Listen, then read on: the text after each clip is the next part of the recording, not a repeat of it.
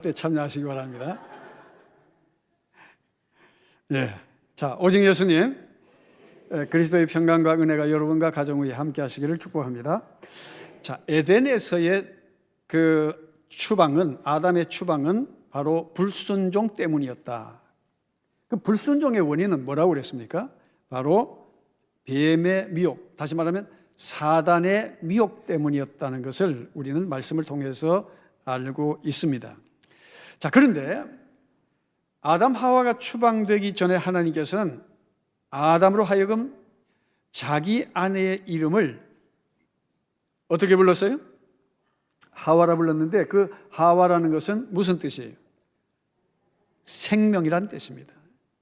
다시 말하면 하나님께서 죽으리라고 했던 그들에게 생명길을 보여주시기를 원하셨다는 거죠.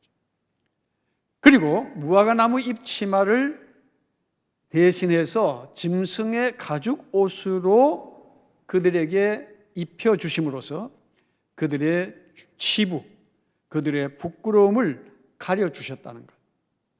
이것을 통해서, 자, 짐승의 가죽을 취하기 위해서는 짐승이 희생되어야만 했고 피를 흘려야만 했다는 사실을 우리는 유추해 볼 수가 있습니다. 이것이 구약의 속죄 제사의 뿌리가 된 거죠. 그리고 예수 그리스도의 인류를 위한 그 십자가의 피 흘리심과 죽으심을 이미 예고하고 있는 거죠. 그런데 하나님의 은혜는 여기에서 끝난 것이 아니라는 거죠.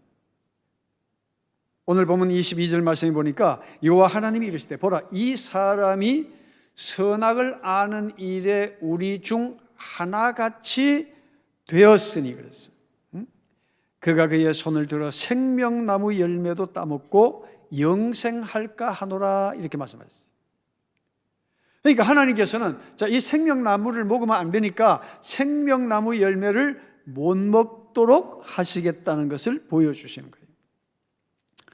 여러분, 피조물인 인간이 먹지 말도록 금하신 선악과의 열매를 먹음으로써 선악을 아는 일에 하나님과 같이 됨으로써 인간은 영악한 도덕적 존재가 되었다는 거예요.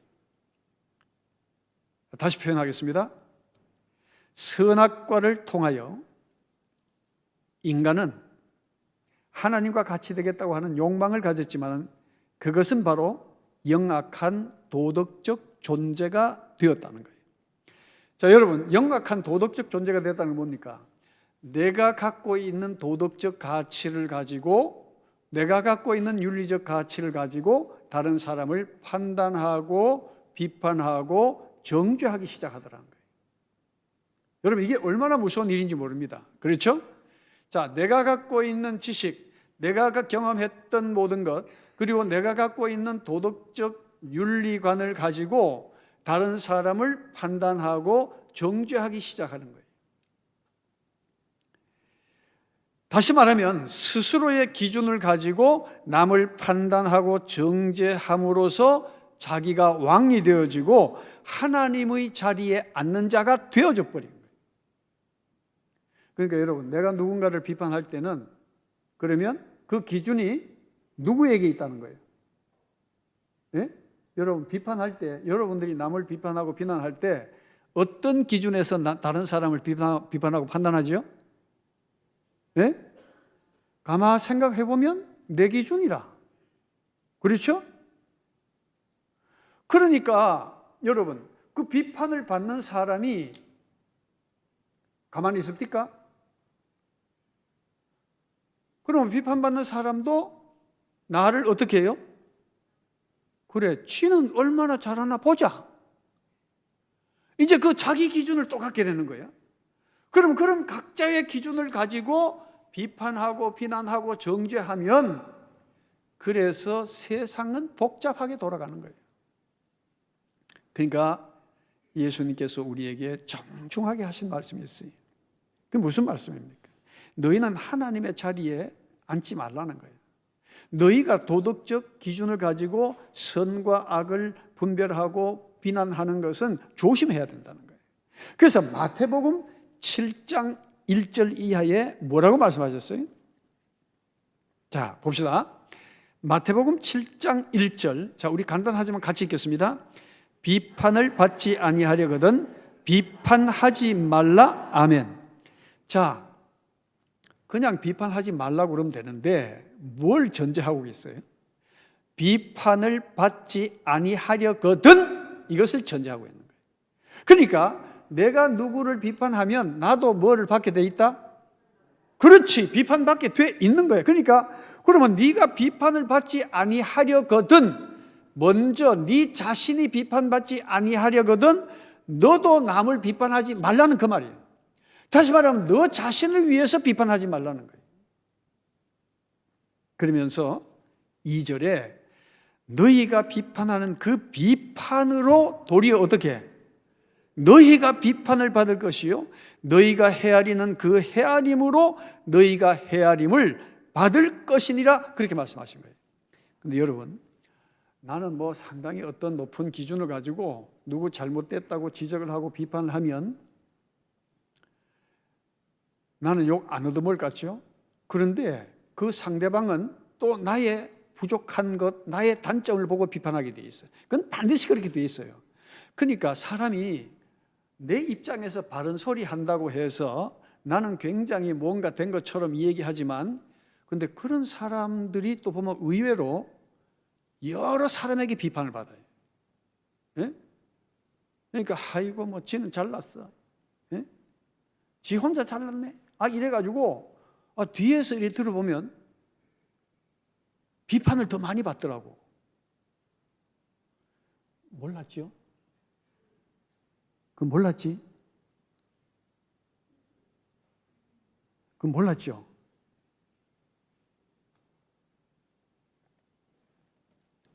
자, 야고보서 4장 11절 한번 보겠습니다. 자, 야고보서 4장 11절 이하에 보면 형제들아 서로 비방하지 말라. 예? 왜 서로 비방하게 돼요? 자기 기준의 비판이 있기 때문에 그런 거예요. 그러면 상대방도 역시 나에 대해서 비판을. 그러니까 서로 비방하지 말라. 형제를 비방하는 자나 형제를 판단하는 자는 곧 율법을 비방하고 율법을 판단하는 것이라. 내가 만일 율법을 판단하면 율법의 준행자가 아니요 뭐다? 재판관이로다. 네가 하나님이다 이 말이야. 네가 하나님 돼버린다 이거예요. 그래서 12절에 보면 입법자와 재판관은 오직 누구? 한 분이시니 그랬어. 이게 누구라는 거예요? 하나님 외에 없다는 거예요. 예? 능히 구원하기도 하시며 멸하기도 하시느니라. 너는 누구이기에 이웃을 판단하느냐? 너는 누구이기에 이웃을 판단하느냐? 그러면 내가 남을 판단하기 위해서는 내 삶이 어떠해야 된다는 거예요? 내가 완벽해야 된다는 거예요. 자, 그러면 완벽하게 사시는 분 손 한번 들어보세요.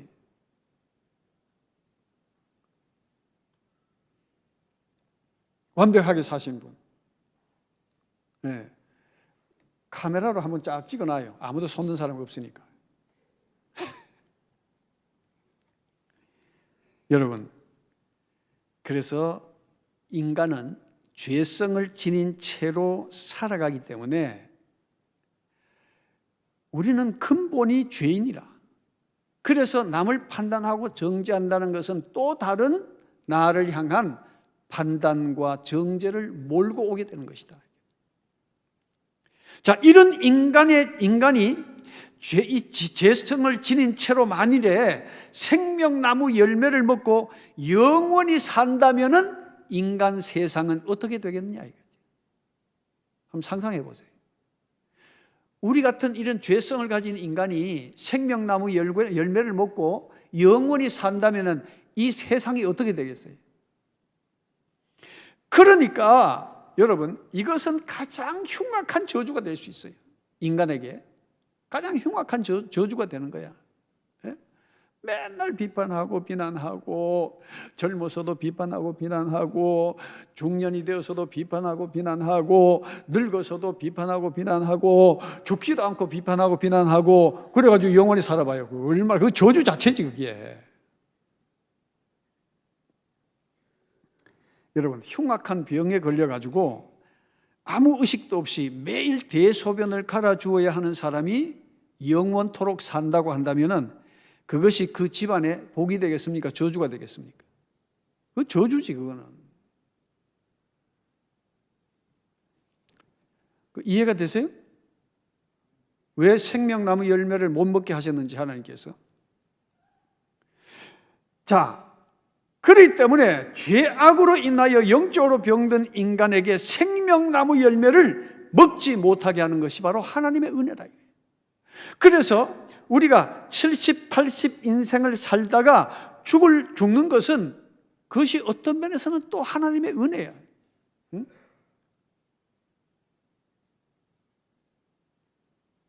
근데 여러분,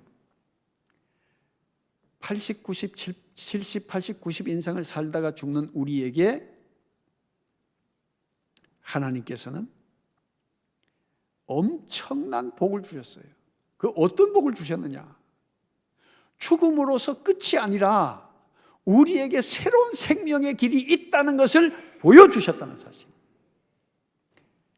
바로 요한계시록 14장 13절의 말씀입니다. 자, 우리 한번 보겠습니다. 자, 어떤 복이 있는지 요한계시록 14장 13절. 자, 우리 같이 읽겠습니다.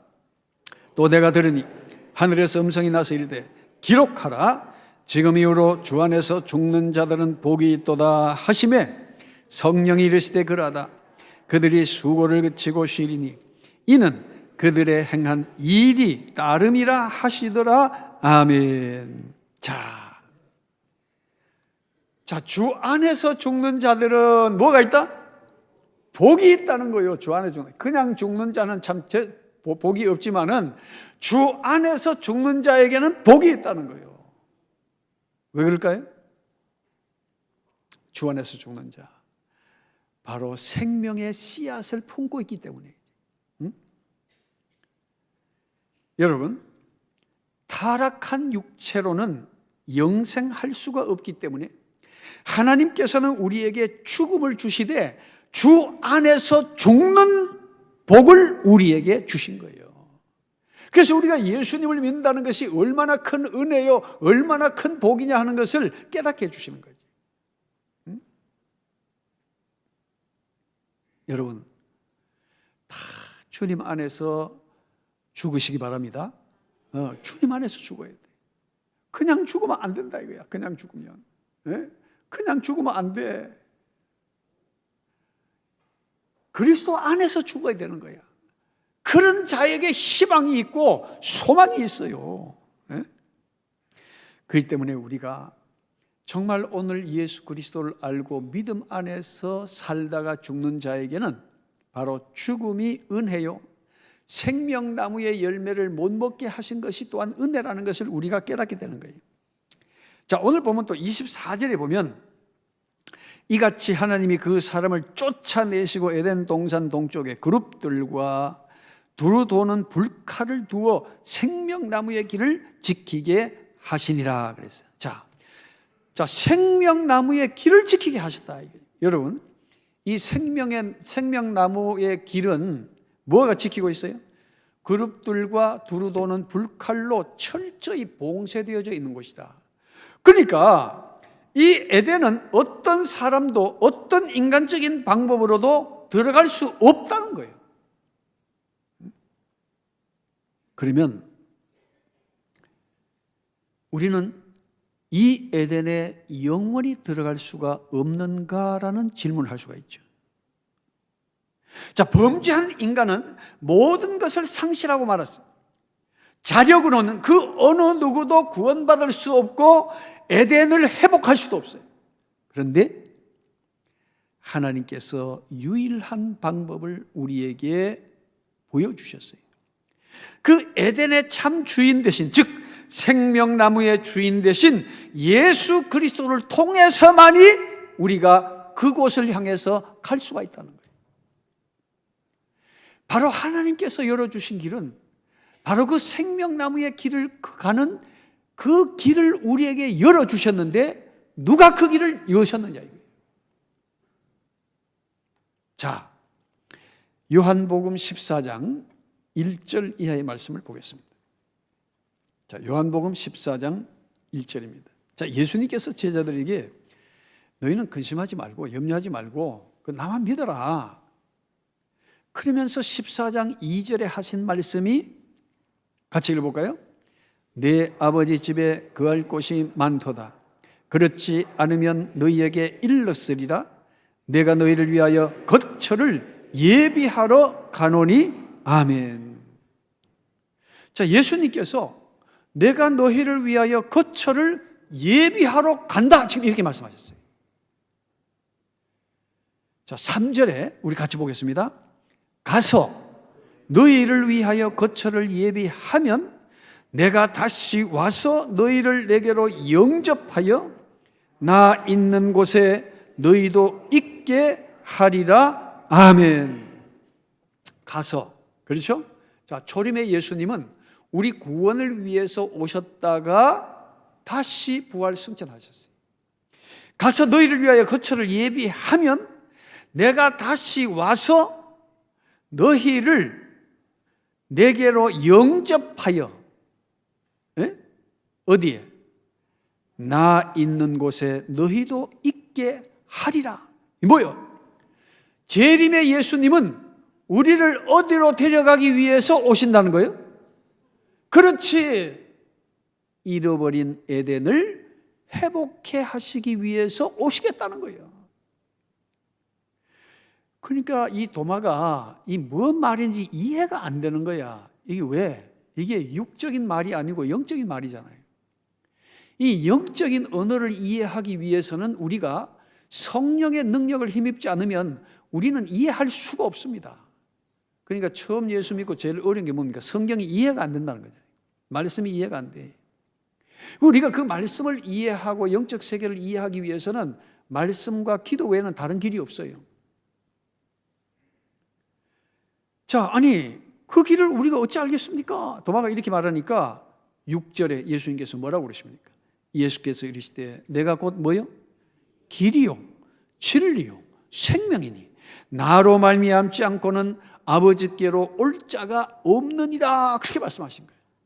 이야, 예수님 자신이 길이라는 거예요. 예?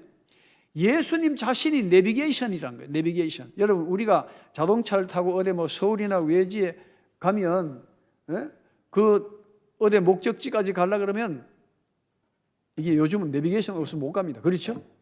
그 내비게이션 딱 주소를 입력하면 내비게이션 안내하는 대로 운전만 하면 되는 거야. 참 쉽죠? 내비게이션이 안내하는 대로만 따라가면 되는 거예요. 그러면 그 목적지에 가는 거야. 그 예수님이 바로 우리의 내비게이션, 우리의 길을 안내하는 자가 됐다는 거예요. 그리고 예수님은 우리에게 생명이고 예수님은 우리에게 진리가 되신다는 거예요. 그러니까 그분을 믿으라는 거예요. 믿으라는 거예요. 예? 요즘은 사람들이 하도 가짜를 진짜처럼 믿더라고. 예? 근데 여러분, 이단들이 거짓말도 진짜처럼 얘기하니까 사람들이 막 속아 넘어가는 거예요. 근데 오늘 우리 이 교회는요, 일반 교회는요, 진짜도 확신 있게 얘기를 못하니까 사람들이 못 믿는 거예요. 그러니까 우리가 말씀에 대한 확신이 있어야 된다니까. 예? 그리고 우리가 정말 말씀을 붙잡고 우리가 기도하고 우리의 영이 열려져야 된다니까. 예? 우리가 주님의 말씀을 이해하고 믿음의 그 길을 따라가려면 여러분 우리가 기도하는 생활이 있어야 된다는 거예요. 기도 없이 되는 일이 뭐가 있습니까, 여러분? 예? 마태복음 26장 너희들이 1시간도 기도할 수 없느냐? 시험에 들지 않도록 깨어 기도하라. 1시간도 너희들이 기도하지 못하냐? 예? 흔히 예수 믿다 하면서 하루에 1분밖에 기도 안 하는 사람들 있죠. 1분. 아침에 20초, 점심 때 20초, 저녁 때 20초. 무슨 기도? 식사 기도. 그 1분 기도 해가지고 왜 그 세상을 이기려고 하노 말이지. 기도 없이 신앙생활 잘 됩니까? 기도 없이 여러분 하나님께서 우리에게 보여주시는 것들을 볼 수 있습니까? 기도 없이 우리가 어떻게 살아갑니까? 그런데 육적으로 살아가는데 별로 불편함이 없다 보니까 기도할 이유가 없다고 생각합니다. 여러분, 그러니까 영적 세계가 닫혀 있게 되는 거예요. 영적 세계가 막혀 있으면 어떤 문제가 생겼을 때 그 문제를 해석하는 방식이 그저 육적으로 이해하게 됩니다. 예를 들어서 부부가 다툴 때에 여러분 실제적으로는 부부의 문제라 하지만은 그러나 영적으로는 그게 뭐의 문제예요? 예? 우리끼리니까 한번 얘기해 봅시다. 그게 뭐의 문제죠? 그게 진짜 아내의 문제고 남편의 문제에 머무는 겁니까? 그 영적인 문제 아니에요? 자, 우리가 살아가면서 남편 때문에 아내 때문에 얘기하지만은 실제적으로는 영적인 문제입니다. 예? 그 영적 실체를 보면 여러분 마귀는 그 역할, 그 기능은 파괴하고 깨뜨리고 헤어지고 망하게 하는 게 목적이에요. 사탄의 역할은 그 깨뜨리는 게 목적이라. 예? 산통 깨는 거야. 이게 마귀의 목적이야. 그러니까 우리가 영적인 실체를 모르니까 저 상대방이 나의 목표가 되어버려. 남편 때문에 내가 못 살겠다. 아내 때문에 못 살겠다. 자식이 왼수다. 예?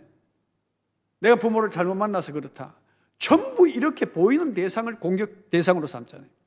그러나 실제적으로 그렇게 피 터지게 우리가 부부가 싸우고 부모 자식 간의 싸움을 할 때에 뒤에서 박수치고 가장 좋아하는 존재가 있어요. 뒤에서 박수치고 좋아하는 존재가 누군지 아십니까? 왜 그래 잘합니까? 그러면 알면은 우리가 문제가 생겼을 때 뭐 해야 돼요? 그렇지! 피 터지게 싸울 게 아니고 기도해야 된다니까? 두 사람밖에 아멘 안 했네. 그 피 터지게 싸울랍니까? 피 터지게 싸울랍니까? 피 터지게 싸우소. 예? 그러면 제일 기뻐하는 게 마귀가 기뻐하는 거예요. 사탄이 제일 즐거워하는 거예요. 오호, 오케이, 작전 성공. 또 한 가정을 무너뜨렸구만. 응? 그런 마귀에게 기쁨을 주는 사람은 우리 편이 아닙니다. 예? 그러니까 우리가 영적으로 열려 있어야 된다. 영적으로. 남편이 문제고 아내가 문제가 아니라 내가 영적인 문제를 내가 안고 있기 때문에 그런 일들이 벌어지고 있다는 사실이에요. 그런 영적 실체를 모르니까 눈에 보이는 육신의 암흑을 가지고 살아가잖아요. 그 바울이 로마서 8장에서 바로 그 육신의 암흑을 가지고 살아가면 너희들이 안 된다, 망한다, 죽는다 그 이야기하고 있잖아요. 예? 영으로서 우리가 육적인 안목을 깨뜨려야 된다는 거야. 예? 그리스도의 영이 우리 속에 계셔야 된다는 거야. 성령이 우리와 함께 하셔야 된다는 거예요. 그렇지 않으면 우리가 그리스도인다운 삶을 살아갈 수가 없다는 거예요. 바로 그 이야기를 하고 있잖아요. 그러니까 예수님께서 그렇게 말씀하셔도 우리는 깨닫지 못하는 거야. 영적인 눈이 열려지시기를 축복합니다. 영적인 눈이 열려야 돼요. 여러분, 에덴을 회복할 수 있는 길은 바로 예수 그리스도요. 바로 그 그리스도는 길이요 진리요 생명 되시는 분이시다.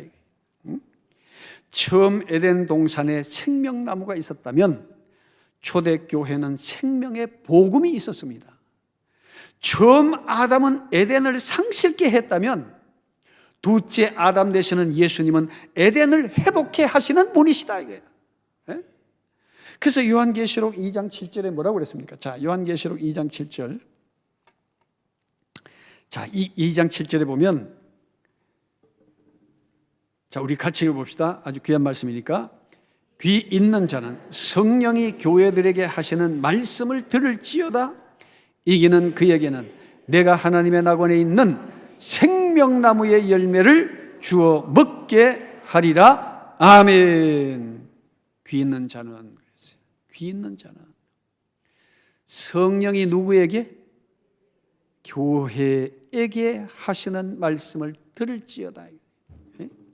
교회는 뭐요? 믿는 사람이 모인 공동체가 바로 교회 아닙니까? 불신자에게 하신 말씀이 아니에요.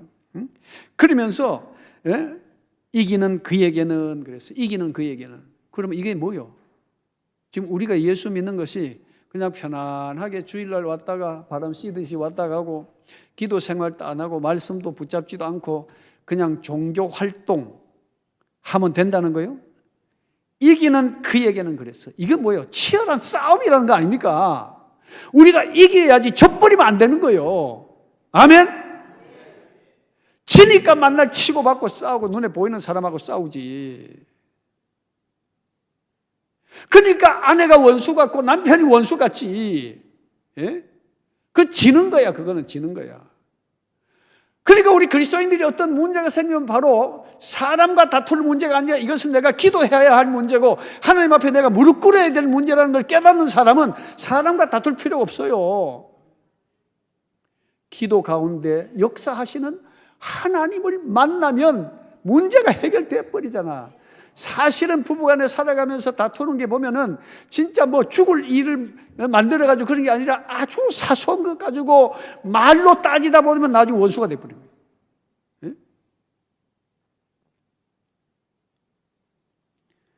저는 우리 집사람하고 싸우지도 않습니다. 싸워봐야 아무 유익이 없어요. 건더기가 없어요.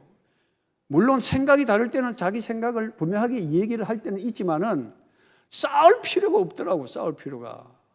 예? 여자의 얼굴이나 남자의 얼굴이 50 넘어서 얼굴에 그림자가 있다면 부부가 서로 책임을 져야 돼.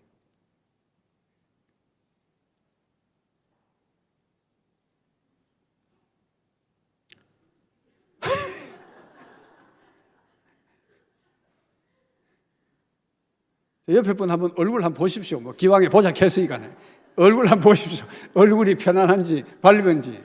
예? 예.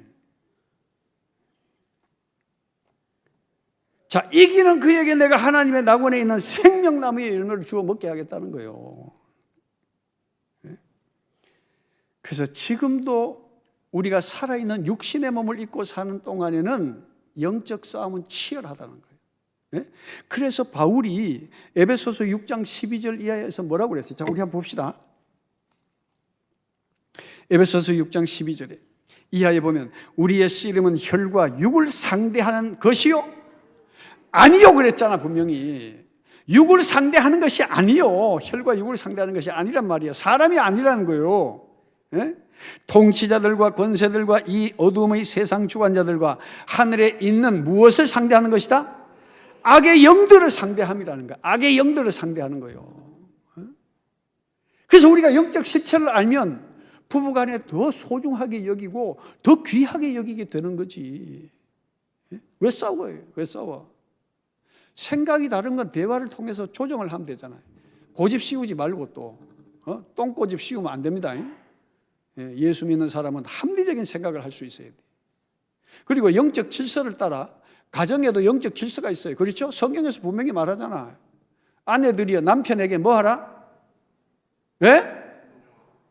남자들이 얘기하지 말고 여자들이 해야 되지. 아내들이여 남편에게 뭐 하라? 기 들어가는 소리 하고 이제. 순종하라. 왜 자신 있게 얘기를 못해요? 그리고 남편들아 아내를 어떻게 해라? 그건 여자들이 되게 큰 소리 하네. 사랑해야 되잖아.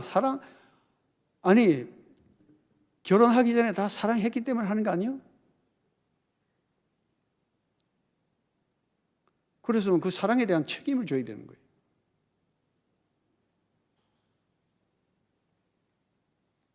우리가 영적 실체를 모르면 자꾸 육적으로 눈에 보이는 것 가지고 해결하려고. 그러니까 사는 게 복잡한 거예요. 그래서 우리의 싸움은 하늘에 있는 악의 영들을 상대함이라. 13절에 그러므로 하나님의 전신갑주를 취하라 그랬어요. 자, 13절 중요하니까 같이 읽읍시다. 하나님의 전신갑주를 취하라. 이는 악한 날에 너희가 능히 대적하고 모든 일을 행한 후에 서기 위함이다. 그러면 넘어지는 자도 있다는 거죠. 예? 우리가 성경을 해석할 때 복잡하게 여러분 해석하지 마세요. 뭐 학문적으로 뭐 다 복잡해요. 예? 성경은 의외로 해석이 단순합니다. 여러분, 기도하라. 왜 기도하라고 그랬어요? 기도하지 않으니까. 예? 자, 너희들이 서기 위함이라. 왜 서기 위함이라고 그랬어요? 넘어질 수도 있기 때문에. 그렇죠? 예? 서로 사랑하라. 왜 사랑하라고 그랬어요? 사랑하지 않으니까. 그러니까 성경을 어렵게 해석하니까 그걸 적용을 못하는 거예요. 왜 그렇게 어렵게 해석하지? 간단해요. 기도하라. 쉬지 말고 기도하라. 왜 쉬지 말고 기도하라고 그랬어요? 맨날 쉬니까. 기도 안 하고. 기도 안 하지. 그러니까 쉬지 말고 기도하라고 그런 거지. 뭘 그렇게 성경을 어렵게 뭐 학문적으로. 여러분, 나도 신학 해보니 골치 아파요. 공부는 끝이 없어요. 그런데 성령님이 나와 함께 하시니까 영적 비밀이 풀리더라고. 눈이 열리기 시작하니까. 성경이 창세기부터 계시록까지 구속사가 한눈에 쫙 이렇게 보여져. 그렇게 책을 통해서 뭔가 알려고 그렇게 애를 썼는데도 답을 못 찾았어요. 예수님 만나야 됩니다. 예수님 만나야 돼요. 예? 예수님 만나면 우리가 굳게 설 수 있는 줄로 믿습니다. 그리고 굳게 서야지. 예? 예. 자, 그래서 우리가 생명나무의 길은 오직 예수님만이 그 길을 아시고 그 길을 여시는 분이고 우리를 인도해 주시는 분이십니다. 그래서 예수님의 재림은 바로 잃었던 에덴을 회복하기 위한 약속이라는 거예요. 내가 다시 오겠다. 다시 오면 내가 너희를 나 있는 곳으로 이끌겠다. 그 말씀 아니에요? 그래서 그곳이 어떤 곳이냐? 바로 창세기 3장 타락하기 이전의 에덴의 모습, 바로 창세기 2장의 모습이 계시록 22장에 등장하는 거예요. 마지막에. 자, 계시록 22장. 자, 22장 1절 이하에 보니까 또 그가 수정같이 맑은 생명수의 강을 내게 보이니 하나님과 및 누구? 어린 양 누구예요? 그렇지. 예수님의 보좌로부터 나와서 생명수가 보좌로부터 나온다는 거예요. 그러면서 2절에 보니까 길 가운데로 흐르더라. 강 좌우에 뭐가 있어요? 생명나무가 있는 거예요, 여러분. 네? 자, 잃어버렸던 그 생명나무의 길이 어린 양을 통해서 예수 그리스도를 통해서 우리에게 열려진 거지. 그래서 그 생명나무가 있어 12가지 열매를 맺되 달마다 그 열매를 맺고 그 나무 잎사귀들은 만국을 치료하기 위하여 있더라. 이게 뭐요? 에덴의 회복을 보여주잖아요. 바로 천국을 의미하잖아요. 그러면서 3절에 보면 놀라운 말씀이에요. 다시 뭐가 없어요? 저주가 없으며 아담 하와로 말미암아 우리에게 주어졌던 그 저주가 그곳에는 없으며 하나님과 그 어린 양의 보호자가 그 가운데 있으리니 그의 종들이 그를 섬기며 4절에 그의 얼굴을 볼 터이요 그의 이름도 그들의 이마에 있으리라. 바로 인침받은 자들이 그 곳에 들어가더라는 거예요. 자, 5절 말씀 우리 같이 읽겠습니다. 다시 밤이 없겠고 등불과 햇빛이 쓸데없으니 이는 주 하나님이 그들에게 빛이심이라. 그들이 세세토록 왕노릇하리로다. 아멘.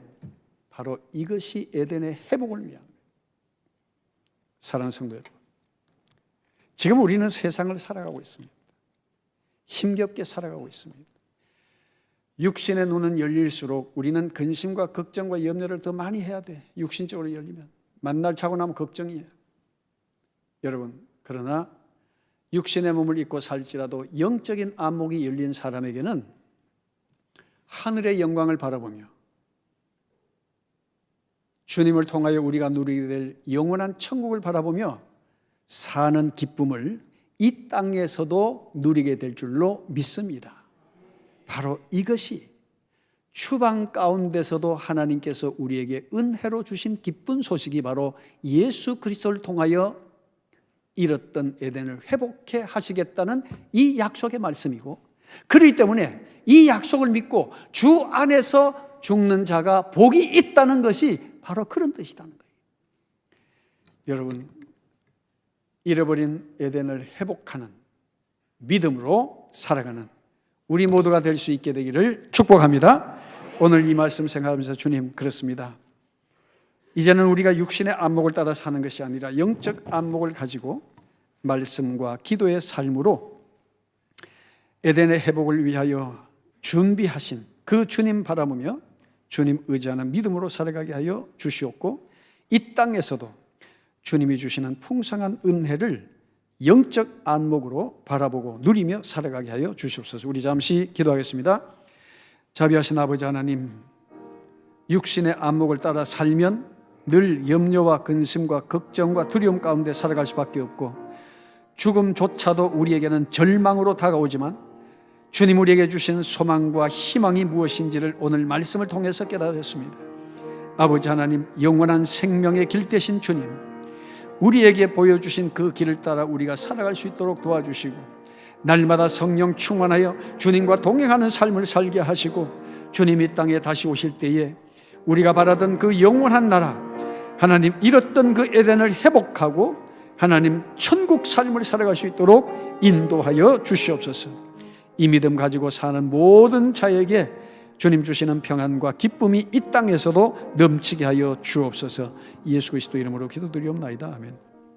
거룩하신 주님, 우리의 허물과 죄악 때문에 잃어버리고 상실했던 그 에덴, 주님은 그것을 회복시켜 주시려고 친히 이 땅에 오셔서 우리의 모든 죄와 허물을 위하여 십자가 지시고 부활하셔서 승천하심으로써 우리에게 다시 오실 예수님을 향한 기대와 소망을 갖게 해 주셨습니다. 주님, 에덴의 회복을 바라며 믿음으로 살아가는 모든 성도들에게 하나님 함께하여 주시고, 육적 안목이 아니라 영적 안목을 가지고 이 땅에서도 믿음으로 승리하는 삶을 살게 하여 주시옵소서. 날마다 주님의 은혜를 감사하며 사는 기쁨과 감격이 있게 하여 주시옵소서. 예수 그리스도의 이름으로 기도드리옵나이다. 아멘. 자, 주님과 동행하는 삶을 살아갑시다. 우리 인사 나누겠습니다.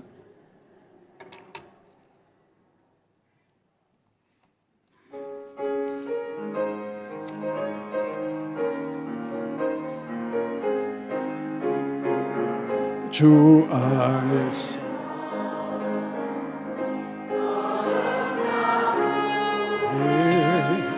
기뻐하며 찬양하리. 가슴 속에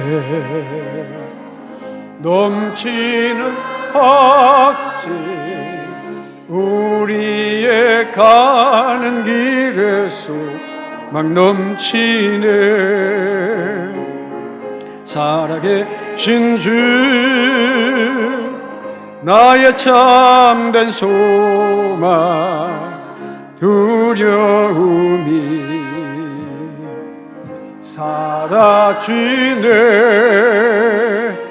사랑의 주, 내 갈 길 인도하니 내 모든 삶의 기쁨 늘 충만하네.